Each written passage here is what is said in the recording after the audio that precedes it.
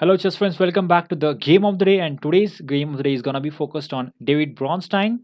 So this game was played between David Bronstein and Boris Goldenov in 1944. And if you do not know, David Bronstein is one of the most creative chess players of all times. He his style was really special. He was very creative, unique in his approach, and he was always tried to sacrifice. He was very much like Tal, very enthusiastic, and his sacrifices are really were very entertaining and amusing sacrifices. So definitely a player to look out for. In fact, he has written a very beautiful book, The Sorcerer's Apprentice. It's a really beautiful book, and it has a lot of games. Basically, his games do not focus on the truth, what we call as the search for truth. Rather than looking for accuracies, he looks for beautiful combinations, and his games are full of those. So if you haven't checked his games, you have to check his games. He was one of the candidate for the world championship. In fact, he drew with Botvinnik, but because of the rules of the world championship, Botvinnik retained the title. But this player was no less than a world champion itself. So he basically an unofficial world champion. You can call him like that. So David Bronstein, in this game, playing white, started the game with the move. Just a second. Started the game with the move pawn to e4. Black replied with e6. This is a French. We have d4, d5, knight to c3. I'm gonna just scroll through the opening, and I'm gonna take you to the main point. So knight to f6. We have bishop g5, pinning the knight to the queen. Bishop to b4. We have e5 attacking the knight, and now h6. This is the correct way to play. Bishop to d2. Bishop just comes back, holds on to the knight. Also, then black knight is now asked a question where you're gonna move. uh, Black says, I'm going to capture your knight. White says, I'm going to capture back, but with the pawn. Now, there is a specific idea to it. Basically, you might ask, why capture with the pawn? Why not with the bishop? In fact, this move, although this is a double pawn in the center or near the center are not at all bad. In fact, this pawn on c3 is very good. He supports the pawn on d4. Also, at the right time, we can play c2 to, pardon me for that, c3 to c4, and just make gain more space in the center. So actually center pawns are pretty useful. Even if they are doubled, they're pretty useful. Now knight to e4 played by black, and here you go. Now you have to start attacking him, and one of the best things you can do to to find out where to attack is to look for targets. So what are the targets in this position? The pawn on g7 is a target. He's weak, he's not supported, so that is one of the targets. And targets always lead us to initiative. So if you want initiative, look for targets. So we got the target. That's the way to attack it. Queen to g4. He plays g6.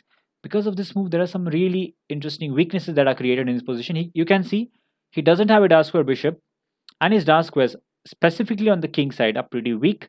And in the game, we are going to exploit that.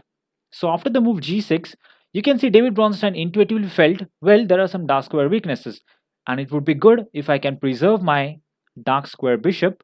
That would be of great advantage, and that's the reason he played bishop to c1, saving his bishop because he realized that dark squares are going to be of more importance than the simple pawn on c3. In fact, this has a couple of ideas as well.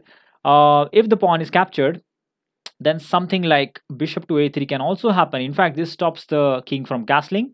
That's a pretty interesting way of playing. In fact, Fischer loved that a lot. He would play a4, a5, and then bishop a3, and he would love his bishop on the long diagonal, specifically in the French and French win-over positions. So bishop to c1 is an excellent move, very intuitive move by an attacking player. Now, c5 played by black. We're gonna just ignore that. We have to focus on development. So bishop to d3. Always pay attention. Attacking players like Tal, Fischer, Kasparov, and Bronstein, they always look forward to attacking, and the way to attack is to develop more and more pieces. The more number of, it's a game of numbers. The more number of pieces you have, the better the attack is gonna be, the stronger it's gonna be. So ignore the pawns. Just give up the pawns if necessary. Go for the main kill. That's the thing. C takes d4. Are we gonna capture back? Not at all. We are gonna just keep developing. Now knight to c5 attacks the bishop. We're gonna take the pawn. Let him take over here. Pawn takes. Again, we have a very interesting, amusing pawn structure. In fact, he can no longer attack our center pawns, at least with the c pawn. He still have f6, but that move creates a huge amount of weaknesses in the future. So basically, we have got a centralized pawn structure that cannot be attacked any more times. It's a very solid pawn structure, and this gives a very concrete this creates a very concrete ideas in the position. Basically, it's all about black's queenside counterplay versus white's kingside attack. So let's see how it goes on. b6, black hurries up to develop as fast as quickly. Now we have h4 going directly for the initiative. Bronstein realized, well, these pawns are already weakened. The king side is already weakened, the dark squares are pretty weak. If I successfully play the move h5 and then capture, that would create even more weaknesses. And if he can force black to play g5, then that would create even more weaknesses, and we can target that with the move f2 to f4. That can act as a lever, and that will totally burst open the king side.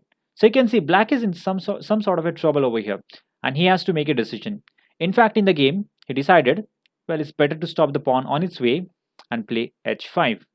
Again, this move has some advantages. It stops the h4 pawn, but it has equally huge disadvantages. Now we can clearly see the holes over here in the black position. That's going to be something that we have to look out for. All right. So after this, queen to f3, the queen is just tucks behind and is now looking forward to go to the f6 square at the right moment, of course, not at the moment, at the right moment. So knight to c6 develops a piece. Bishop to g5. This is the reason David Bronstein wanted to preserve his bishop. Now you can see the power of that bishop. That bishop is so influential, and once it goes and sits on the f6 square, it's gonna be a monster over there, and he's gonna create some real troubles. Knight e7 played by black. Now we have castles. You can see who is ahead in development. It is white, and he has much better quality of pieces. This bishop is far superior to its counterpart, and our knight has a huge aspects. He has many aspects, of course. You can simply move the queen and then go for f4, f5, or even knight g3 and something like that, and it's still fine. And at the same time, the player who has a lead in development can also make use of the open files. You can see white has a lead in development. It means that he can bring his rook on the open file far quicker than black can, right? That's the reason we can just not only bring the rooks but also double them. So development is the key to attacking. Remember that always, development is the key to attacking, and pawns don't really matter in such kind of things. So bishop to a6 played. That bishop's develop over there. He decides it's no point putting it on b7. There's no point behind it. Let's put it on a6, which is slightly active, although the bishop is still out of the game. And you might think, well, the d3 pawn is a weakness, but at the same time, it covers a lot of important squares like e4 and c4. It stops the bishop from jumping over there.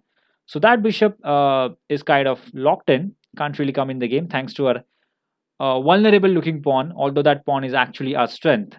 So rook a to c1. As I said, the player who has the lead in development can always use the open files first. Queen to d7. The queen was unpinned. Now we go queen f6. Always look for targets. Targets is equal to initiative. So the rook was a target. We attack it and we do it with tempo. So rook moves away. Now what do? We play rook to c3 again. The idea is pretty simple. You're not just protecting your pawn, but you're also preparing to double the rooks on the c file, and that's going to be tremendous. So knight to f5 played. Knight to g3. This is a very interesting move. As soon as David Bronstein realized, look at his piece. One of his piece has become good. It's not that bad as well. So the moment he realized that his opponent has got a good piece, he just right away wants to exchange it. He doesn't want to give any single good piece for his opponent. And this is the key of genius. This is a very positional idea. Even tactical players go for positional ideas. In fact, positional play is the basis and the foundation of attacking chess. Knight takes pawn. As I said, pawns don't matter. What matters is the quality of pieces. Knight, which was so powerfully placed on f5, now goes on the d4 square where he doesn't have a strong foundation. Knights need concrete support behind it. So we double the rooks as planned. In fact, now the threat is simply to go rook to c7 and enter the 7th rank. This is huge.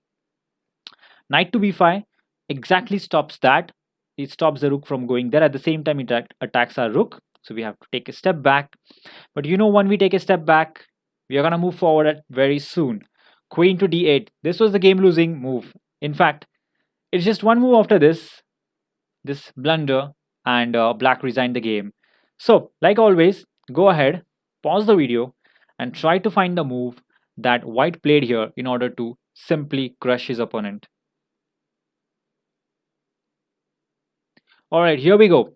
The move that white played here is the brilliant move, rook to c8, sacrificing the rook. In fact, this is a great idea. The idea is pretty simple. You wanna pin the queen, and let's say you just make a bad move, very bad move, something like rook f8. This basically shows the idea. The idea is to play queen e7, checkmate. That's a mate. The queen cannot be captured.